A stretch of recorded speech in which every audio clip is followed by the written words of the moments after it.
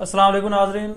आज supreme court of Pakistan ने 16,000 मुलाजमीन की बहाली का फ़ैसला सुनाया, जो कि अपनी नवीयत का एक बड़ा ही टेक्निकल और तारीख़ी फ़ैसला है। और ये तारीख़ में पहली बार ऐसा फ़ैसला आया है। लेकिन इससे पहले जो 16,000 मुलाजमीन जो आज बहाल किए गए हैं सुप्रीम कोर्ट ऑफ पाकिस्तान की तरफ से, उनका जो केस यहाँ तक पहुँचा कैसे, केस की क्या बैकग्राउंड थी, वो मैं आपको बताऊँगा। कि इसमें जो एक पॉलिटिकल आंसर था, पॉलिटिकल राइवलरी थी, वो बड़ी शामिल थी।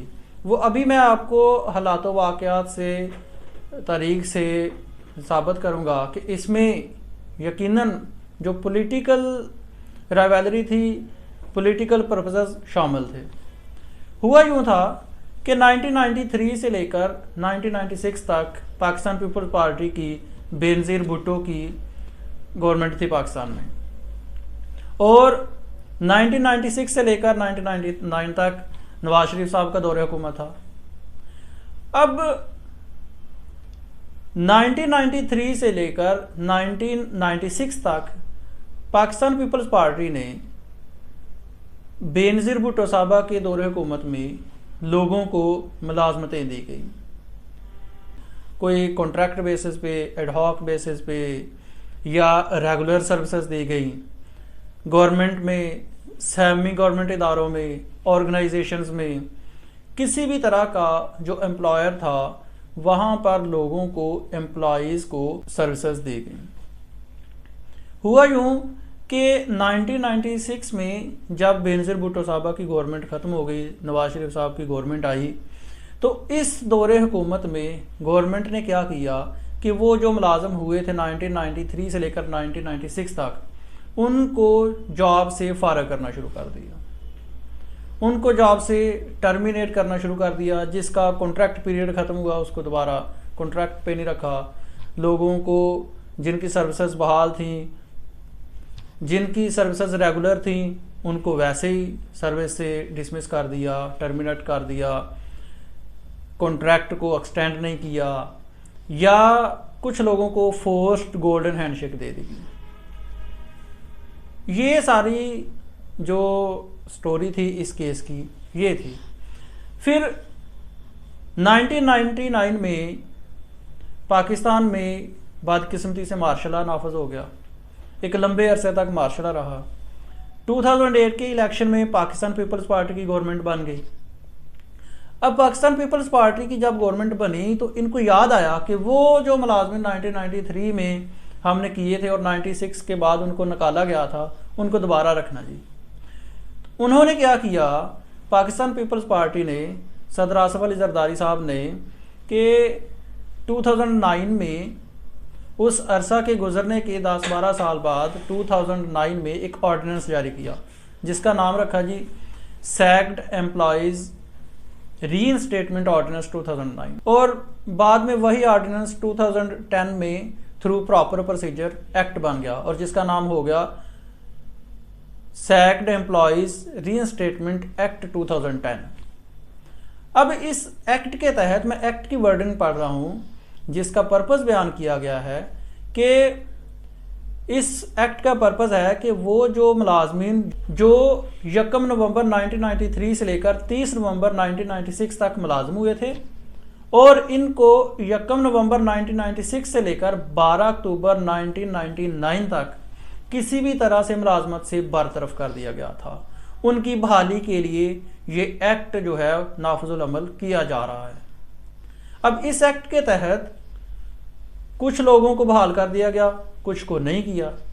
ये एक्ट पास होना था कि पाकिस्तान में लिटिगेशन का, केसेस का एक ना थमने वाला, एक लंबा चौड़ा, एक कभी ना ख़त्म होने वाला, यूँ कह सकते हैं आप, सिलसिला शुरू हो गया।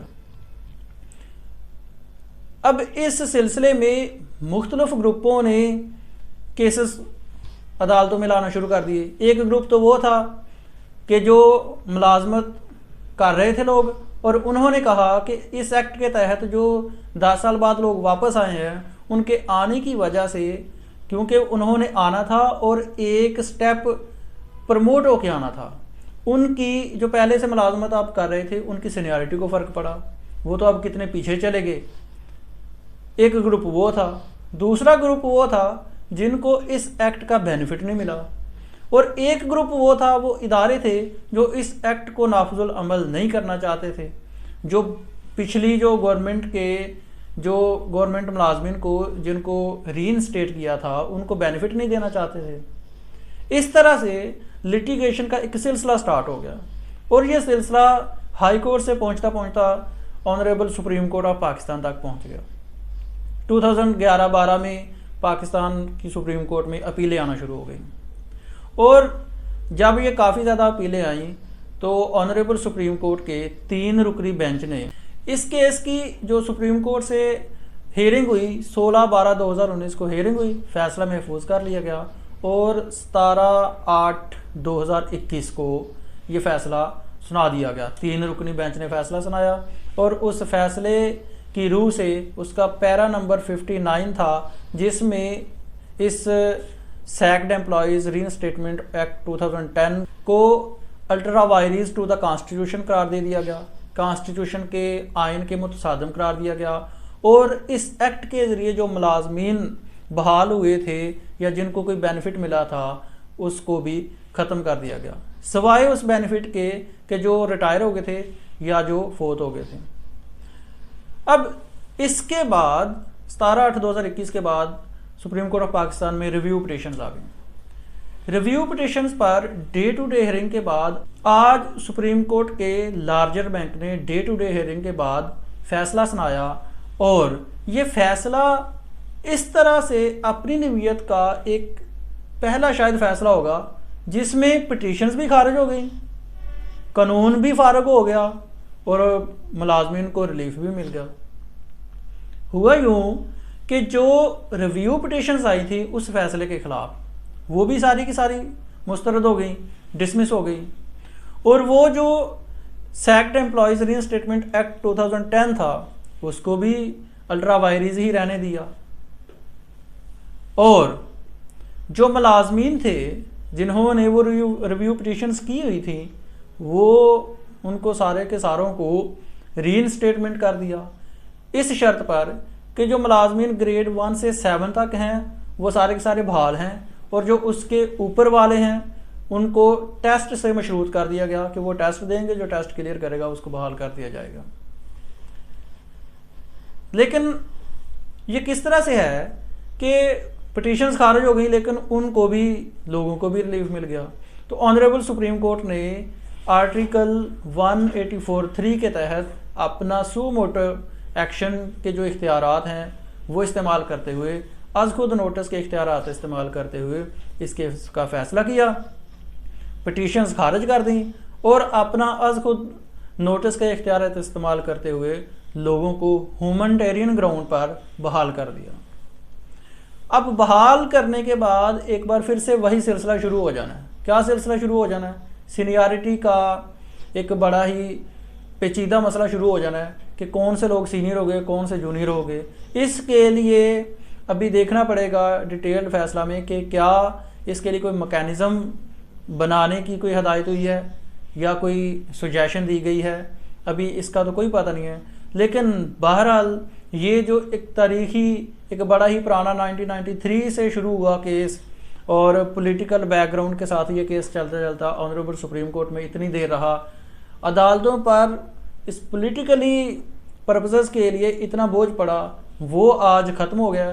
اور شاید اس کے بعد میرا بینگ اے پروفیشنل لائر ایک اندازہ ہے کہ اس کے بعد بھی اب کیسز کورٹس میں آئیں گے، اور وہ کیا کیسز ہوں گے، وہ میرے ایکسپیرینس کے مطابق، میری سوچ کے مطابق وہ کیسز ہونے ہیں سینیارٹی کے. جو پہلے ملازمت کر رہے ہیں اب 1999 سے لے کر اب تک جو ملازمت کر رہے ہیں انہوں نے کہنا ہم سینئر ہیں، اور یہ جو لوگ بحال ہوئے ہیں انہوں نے شاید یہ کہیں کہ ہم سینئر ہیں. تو اس بیس پہ کیسز دوبارہ کورٹس میں آئیں گے، ایک سیپریٹ ایشو ہے. بہرحال آج تک آنریبل سپریم کورٹ نے تاریخی فیصلہ سناتے ہوئے اپنی نوعیت کا ایک فیصلہ سنایا جس میں پٹیشنز بھی خارج ہو گئیں، لوگوں کو ریلیف بھی مل گیا، اور انسانی حقوق کی بنیاد پر از خود نوٹس کا اختیار استعمال کرتے ہوئے آنریبل سپریم کورٹ نے کیس کا فیصلہ سنایا. شکریہ.